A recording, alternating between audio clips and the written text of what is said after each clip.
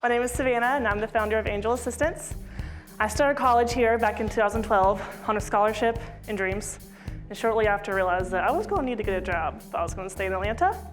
But I needed a job that was flexible around my school schedule, and I knew I loved working with children, so I started nannying.